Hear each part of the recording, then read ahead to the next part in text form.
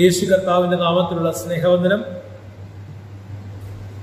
ഇന്നത്തെ ചിന്തയ്ക്കായി പ്രാരംഭമായി നമുക്ക് അപ്പോസ്തലനായ പൗലോസ് കൊരിന്ത്യർ സഭയ്ക്ക് എഴുതിയ ലേഖനം 2 കൊരിന്ത്യൻസ് 3-ാം അധ്യായം അതിന്റെ 14-ാമത്തെ വാക്യം നമുക്ക് വായിക്കാം. 2 കൊരിന്ത്യൻസ് 3:14 വായിച്ചാൽ, അവരുടെ മനസ്സ് കഠിനപ്പെട്ടുപോയി, പഴയ നിയമം വായിക്കുമ്പോഴൊക്കെയും ആ മൂടുപടം നീങ്ങാതെ ഇന്നുവരെ ഇരിക്കുന്നുവല്ലോ. എങ്ങനെ നീങ്ങിപ്പോയെ? ക്രിസ്തുവിൽ അത് നീങ്ങിപ്പോ. പഴയ നിയമം വായിക്കുന്നിടത്തോളം കാലം മൂടുപടം നീങ്ങാതിരിക്കും. ഈ മനസ്സ് കഠിനപ്പെട്ടതിന്റെ വിഷയം എന്താ? യഹൂദന്റെ കഥകളിൽ മാത്രം കോൺസെൻട്രേറ്റ് ചെയ്യുക, അവസാനത്തുള്ള രക്തം വരെ ഊറ്റിത്തന്ന് പരമയാഗമായി മാറി എന്നെയും നിങ്ങളെയും വിടുവിച്ച പിതാവിന്റെ പദ്ധതി ഭൂമിയിൽ നടത്തിയെടുക്കുവാൻ ഈ പ്രപഞ്ചത്തിൽ ജഡാവതാരമെടുത്ത യേശു ക്രിസ്തുവിൽ നമ്മൾ കേന്ദ്രീകരിക്കാത്തത്തോളം കാലം നമ്മുടെ ഹൃദയം കഠിനപ്പെടുകയാണ്. നിന്റെ പ്രശ്നങ്ങൾക്ക് കർത്താവ് മറുപടിയാണ് എന്ന് പറയുമ്പോൾ യെസ് അതെ എന്ന് പറയുവാൻ നമുക്ക് കഴിയാതെ വരുന്നതിന്റെ കാരണം നമ്മുടെ ഹൃദയം കഠിനപ്പെട്ടിരിക്കുക. പിശാചും മറുഭാഗത്ത് പറയുകയാണ്, നിനക്ക് അങ്ങനെ യെസ് എന്ന് പറയുവാൻ തക്കവണ്ണം എന്തില്ല, പ്രാഗൽഭ്യമില്ല കുഞ്ഞെ. നീ പല സ്വഭാവ വൈകല്യങ്ങളിലും പല പ്രശ്നങ്ങളിലും ദൈവവചന വിരുദ്ധമായ പല തലങ്ങളിലും ചുവടുവെക്കുന്നവനാണ്. അതുകൊണ്ട് തന്നെ ദൈവികമായ ഒരു പ്രവൃത്തി നിന്റെ ജീവിതത്തിൽ വെളിപ്പെടുകയില്ല. അപ്പൊ ഈ കാഴ്ചപ്പാട് എന്ത് ചെയ്യാണ്? ഹൃദയത്തിന് കുറെ കൂടെ കഠിനത ഉണ്ടാക്കുകയാണ്. ഒന്ന്, പഴയ നിയമ വായനയിലൂടെ ലഭ്യമാകുന്ന ആ അറിവ് എന്റെ ഹൃദയത്തെ കഠിനമാക്കുന്നു. ന്യായപ്രമാണത്തെക്കുറിച്ചുള്ള ബോധ്യങ്ങൾ എന്റെ ഹൃദയത്തെ കഠിനമാക്കുന്നു. എല്ലാവരും അങ്ങ് എത്തിയില്ലല്ലോ, അപ്പം പിന്നെ ഞാൻ എത്തൂ. പല പ്രസംഗങ്ങൾ തന്നെ അങ്ങനല്ലേ, എല്ലാവരും ഒന്നും പോകത്തില്ല. ചില പ്രസംഗങ്ങൾ അങ്ങനെ തന്നെ തുടങ്ങുന്നത് അല്ലേ, ഇവരങ്ങ് ഉറപ്പിക്കുക പോകത്തില്ല. പിന്നെന്തിനാടാ നീ ഞങ്ങളെ വിളിച്ചിങ്ങോട്ടുകൊണ്ടിരുത്തിയത്? ഈ പോകത്തില്ലെന്ന് പറയാനാണോ? എന്നെയും നിങ്ങളെയും സ്നേഹിക്കുന്ന കർത്താവ് നിങ്ങൾ വിശുദ്ധരും നിഷ്കളങ്കരും ആകേണ്ടതിനാണ് അവന്റെ അവസാനമുള്ള രക്തം വരെ ഊറ്റിത്തന്നുള്ള മഹത്വമേറിയ വചനം. ആ വചനത്തെ മറച്ചു വെച്ചുകൊണ്ട് യഹൂദന്റെ കഥകൾ പഠിപ്പിക്കുന്ന, യഹൂദന്റെ ചിന്തകളും ആശയങ്ങളും പഠിപ്പിക്കുന്ന വസ്തുതകളിലൂടെ ജനത്തെ കടത്തി വിടുമ്പോൾ അവരുടെ ഹൃദയം കഠിനപ്പെടും. അപ്പൊ യേശു ക്രിസ്തുവിലൂടെ മാത്രമേ ഈ കഠിനത മാറുകയുള്ളൂ, അല്ലെങ്കിൽ മൂടുപടം നീങ്ങി മാറുകയുള്ളൂ. ഒരാമീൻ പറഞ്ഞാട്ട് അതിന്റെ 18-ാമത്തെ വാക്യം ഒന്ന് വായിക്കും. 3:18. മൂടുപടം നീങ്ങിയ മുഖത്ത് കർത്താവിന്റെ തേജസ്സിനെ കണ്ണാടി പോലെ പ്രതിബിംബിക്കുന്നവരായി നാം എല്ലാവരും ആത്മാവാകുന്ന കർത്താവിന്റെ ദാനമായി തേജസ്സിന് മേൽ തേജസ് പ്രാപിച്ച് അതേ പ്രതിമയായി രൂപാന്തരപ്പെടുന്നു. ഹല്ലേലൂയ. കല്ലിൽ കൊത്തിവെച്ച ശുശ്രൂഷ തേജസ്സുള്ളതാണെങ്കിൽ കൃപയാലുള്ള ശുശ്രൂഷ എത്രയോ തേജസ്സുള്ളതാണ്. നിങ്ങൾ തേജസ്സിന് മേൽ തേജസ്സിൽ നിറയുവാൻ അതേ പ്രതിമയായി നിങ്ങൾ രൂപാന്തരപ്പെടേണ്ടതിന് ദൈവത്തിന്റെ പദ്ധതി നിങ്ങളുടെ മേൽ വെളിപ്പെടുന്നു. മനസ്സിലാക്കിയ കർത്താവിനെ സ്തുതിച്ചാണ്. 1 കൊരിന്ത്യൻസ് 1:30. 1 കൊരിന്ത്യൻസ് 1-ാം അധ്യായം 30-ാം വാക്യം വായിച്ചാൽ, നിങ്ങളോ അവനാൽ ക്രിസ്തു യേശുവിലിരിക്കുന്നു. എവിടെ ഇരിക്കുന്നത്? എവിടെ ഇരിക്കുന്നത്? കംപ്ലീറ്റ് ആയ വാക്യം. അവൻ നമ്മുടെ ദൈവത്തിൽ നിന്ന് ജ്ഞാനവും നീതിയും ശുദ്ധീകരണവും വീണ്ടെടുപ്പും ആയിത്തീർന്നു. അപ്പൊ എങ്ങനെയാ ഈ ശുദ്ധീകരണവും വീണ്ടെടുപ്പും സാധ്യമാകുന്നത്? യേശു ക്രിസ്തുവിലൂടെ മാത്രം. എങ്ങനെ? യേശു ക്രിസ്തുവിലൂടെ.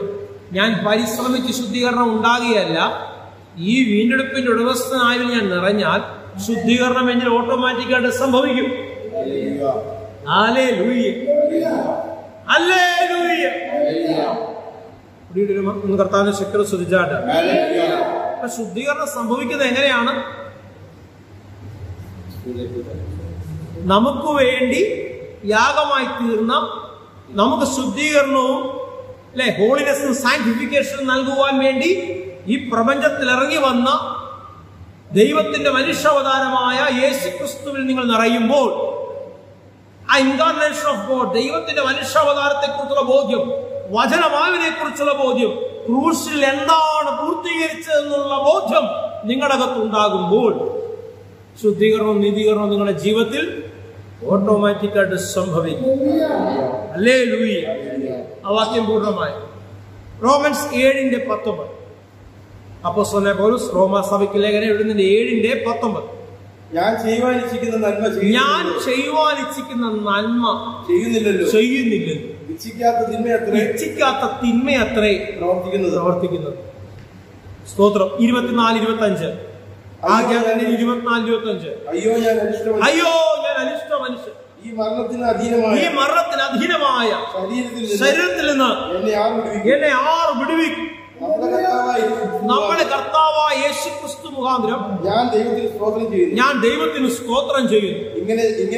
ഇങ്ങനെ ഞാൻ ബുദ്ധി കൊണ്ട് ദൈവത്തിന്റെ പ്രമാണത്തെയും ജഡം കൊണ്ട് പാപത്തിന്റെ പ്രമാണത്തെയും സേവിക്കുന്നു. കണ്ടിട്ട് മനസ്സിലായോ? ഈ പ്രപഞ്ചത്തിൽ നിങ്ങൾ എത്ര ഹോളിനെസ്സിന് വേണ്ടി അറിഞ്ഞ് ശ്രമിച്ചാൽ, അല്ലെങ്കിൽ ഏതെല്ലാം തരത്തിൽ ശുദ്ധീകരണത്തിന് വേണ്ടി പരിശ്രമം നടത്തിയാലും നിങ്ങൾക്ക് ലൈഫിൽ അച്ചീവ് ചെയ്യാൻ സാധിക്കില്ല. ഹല്ലേലൂയ. നല്ലതേ ഞാൻ ചെയ്യുകയുള്ളൂ. തീരുമാനം നല്ലതാ. പക്ഷേ നല്ലവനായ ക്രിസ്തുവിലൂടെ മാത്രമേ നിനക്ക് നല്ല പ്രവർത്തികൾ തികയ്ക്കുവാൻ കഴിയുള്ളൂ. അല്ലെങ്കിൽ നീ ഏതെങ്കിലും മേഖല എന്ത് ചെയ്യും? നിന്നെ പിശാച് കുടുക്കും. അപവാദിയായ പിശാചിന്റെ തന്ത്രങ്ങൾ നീ എവിടെങ്കിലും കുടുങ്ങി വീഴും. അയ്യോ ഞാൻ അരിഷ്ട മനുഷ്യൻ. എന്താ ഇവിടെ അരിഷ്ടത? ഞാൻ ഇച്ഛിക്കാത്തതൊക്കെ ഞാൻ പലതും ചെയ്യുന്നു. ഞാൻ ഇച്ഛിക്കുന്ന നന്മയാണെങ്കിൽ പ്രവർത്തിക്കുന്നത് അതിന് വിരുദ്ധമായ കാര്യങ്ങളാണ്. അപ്പോ ഇച്ഛിക്കാത്ത തിന്മയിൽ നിന്നും എനിക്ക് സ്വാതന്ത്ര്യം നൽകുന്നത്, സ്വാതന്ത്ര്യം ഉണ്ടാകണമെങ്കിൽ പാപത്തിന്റെ പ്രമാണത്തിൽ നിന്നും എനിക്ക് വിടുതൽ കൽപ്പിക്കുന്ന, പാപത്തിന്റെ ശക്തിയിൽ നിന്നും എനിക്ക് വിടുതൽ കൽപ്പിക്കുന്ന യേശു ക്രിസ്തുവിൽ ഞാൻ അറിയേണ്ടത് ആവശ്യമാണ്. കർത്താവിനോട്, കർത്താവേ അടിയനിതാ ഞാൻ എന്നെ തന്നെ സമർപ്പിക്കുകയാണ്. പാട്ടില്ലേ അങ്ങനെ? അടിയനിതാ ദേവാ. ഒരു സമർപ്പണമാണ് അല്ലേ? ഒരു സമർപ്പണമാണ്. അങ്ങയുടെ ഇഷ്ടമെന്നിൽ നിറവേറണമേ, അങ്ങയുടെ ഹിതമെന്നിൽ നിറവേറണമേ, അങ്ങയുടെ പദ്ധതികളിൽ നിറവേറണമേ. ആ ആഗ്രഹത്തോടെ, ആ ചിന്തയോടെ ദൈവസ്ഥനിൽ സമർപ്പിച്ചു കൊടുക്കുന്നവരുടെ ജീവിതത്തിൽ ഹല്ലേലൂയ, നമ്മുടെ വിശുദ്ധിയുടെ അടയാളമായ, ശുദ്ധീകരണത്തിന്റെ അടയാളമായ, മഹത്വത്തിന്റെ അടയാളമായ, സകല പുകഴ്ചയുടെ ഉടമസ്ഥനായ യേശു ക്രിസ്തുവിന്റെ പ്രവൃത്തി പരിശുദ്ധാത്മാവിലൂടെ നിങ്ങൾക്ക് അനുഭവിച്ചറിയണവർ. ഹല്ലേലൂയ. പിതാവ് നിങ്ങളെ കുറിച്ച് പെടുന്ന പദ്ധതികളെല്ലാം പുത്രൻ മുഖാന്തരം അത് നടപ്പാക്കുവാൻ തക്കവണ്ണം പരിശുദ്ധാത്മാവിന്റെ ഇടപെടി നിങ്ങളുടെ ജീവിതത്തിൽ അനുദിനം അത് ഉണ്ടാവുക തന്നെ ചെയ്യും. ഹല്ലേലൂയ. അവൻ നിങ്ങളെ അനാഥരായി വിടുകയും ഇടയില്ലാത്ത ആടുകളെ പോലെ ചുറ്റി നടക്കുവാൻ അവൻ നിങ്ങളെ സമ്മതിക്കുകയും അഴന്നു നടക്കുവാൻ. അയ്യോ, ഈ ആട്ടിൻകൂട്ടം ചെറിയ കൂട്ടമാണല്ലോ, എന്റെ കൂടെയുള്ളവർ എണ്ണം വലുതല്ലല്ലോ, വലിയ രാഷ്ട്രീയ സാമൂഹിക ഗവേണിംഗ് ബോഡി തലത്തിൽ നിൽക്കുന്ന വ്യക്തികളുമായിട്ടൊന്നും എനിക്ക് വലിയ ബന്ധങ്ങളില്ലല്ലോ. മത തീവ്രവാദ ആശയങ്ങളിൽ നിൽക്കുന്നവരുടെ ഒരു എതിർപ്പ് വന്നാൽ, അവരുടെ ശക്തമായ ഇടപെടലുണ്ടായാൽ തീരാവുന്നതല്ലേ ഉള്ളൂ. എന്റെ കൂട്ടം, ഞാനാകുന്ന ആട്ടിൻകൂട്ടം ചെറുതായിരിക്കാം, പക്ഷേ ബലമുള്ള ഒരു ഇടയൻ എനിക്കുണ്ട്. കേട്ടോ? എന്താ ഞാനിപ്പോ പറഞ്ഞെന്ന് എല്ലാരും കേട്ടോ? ഈ ഹോളിനകത്ത് ഇരിക്കുന്നവർ കേൾക്കുന്നുണ്ടോ ഞാനീ പറയുന്നത്? എന്നുണ്ടെന്നായി പറഞ്ഞത്? ബലമുള്ള ഒരു ഇടയൻ എനിക്കുണ്ടെന്ന്. അടിച്ചു കയറുന്ന ചെന്നായുടെ മുമ്പിൽ ആടിനെ ഇട്ടുകൊടുത്തിട്ട് ഓടുന്നിടയനല്ല. Hallelujah, hallelujah. എന്നെ ചേർത്ത് പിടിച്ച് ആ തോളിൽ വഹിക്കുന്ന ഒരു നല്ലിടയൻ എനിക്കുണ്ടെന്ന്. ആ ഇടയനെ കുറിച്ച് പറയുവാനാണ് ഞാൻ നിങ്ങളുടെ മുമ്പിലായിരിക്കുന്നത്. ആ ഇടയന്റെ ശക്തീകരണം നിങ്ങളുടെ ജീവിതത്തിൽ വെളിപ്പെടേണ്ടതാണ്. ലാസ്റ്റ് മീൻസ് ദ ബ്രൈഡിന്റെ പ്ലാറ്റ്ഫോമിൽ നിന്നുകൊണ്ട് ഈ ദൂത് ഞാൻ നിങ്ങൾക്ക് കൈമാറുന്നു. രോഗം തരുന്ന, ദുഃഖം തരുന്ന, ദാരിദ്ര്യം തരുന്ന ദൈവത്തെക്കുറിച്ച് പലരും പറഞ്ഞു നടക്കുമ്പോൾ ദൈവത്തെക്കുറിച്ചുള്ള തെറ്റായ വികലമായ ചിത്രങ്ങൾ അകത്ത് വെച്ചു പുലർത്തുന്ന പലരും പറയുന്നു, ഇന്ന പ്രശ്നം തന്നത് നിനക്ക് ദൈവമാണ്, ഇന്ന വിഷയം തന്നത് നിനക്ക് ദൈവമാണ്. എന്നാൽ പുതിയ മധ്യസ്ഥനായ യേശു ക്രിസ്തുവിന്റെ നാമത്തെ വിളിച്ചു പറയട്ടെ, നിന്റെ പ്രശ്നം എത്ര കഠിനമായാലും, എത്ര അതിസങ്കീർണമായാലും, ദുഷ്ടം കെട്ടിയ കെട്ടുകൾ എത്ര വലുതാണെങ്കിലും, നിന്റെ എല്ലാ ഉടമസ്ഥനായ പിശാച് നിന്നെ തകർത്ത് തരിപ്പണമാക്കാൻ എത്ര ശ്രമിച്ചാലും, എന്റെ യേശുവിന്റെ നാമത്തിൽ നിനക്ക് വിടുതലുണ്ട്, നിനക്ക് മറുപടിയുണ്ട്. ദുഷ്ടന്റെ അമിക്കേറുകളെ പൊട്ടിച്ചു കളയുന്ന, ദുഷ്ടം കെട്ടിയ കെട്ടുകളെ കത്തിച്ചു കളയുന്ന ദൈവ കൃപയുടെ വ്യാപാരം ഇവിടെ ഇരിക്കുന്നവരുടെ മേൽ, ഓരോരുത്തരുടെ മേൽ വ്യാപരിക്കപ്പെട്ട് നീ കഷ്ടപ്പെട്ടത് ഏത് മേഖലയിലാണോ ആ മേഖലയിൽ തന്നെ ഇന്ന് പകൽക്കാലം ഒരു മറുപടി ഉണ്ടാകട്ടെ. നീ പ്രാർത്ഥിക്കുന്ന വിഷയങ്ങൾക്ക്,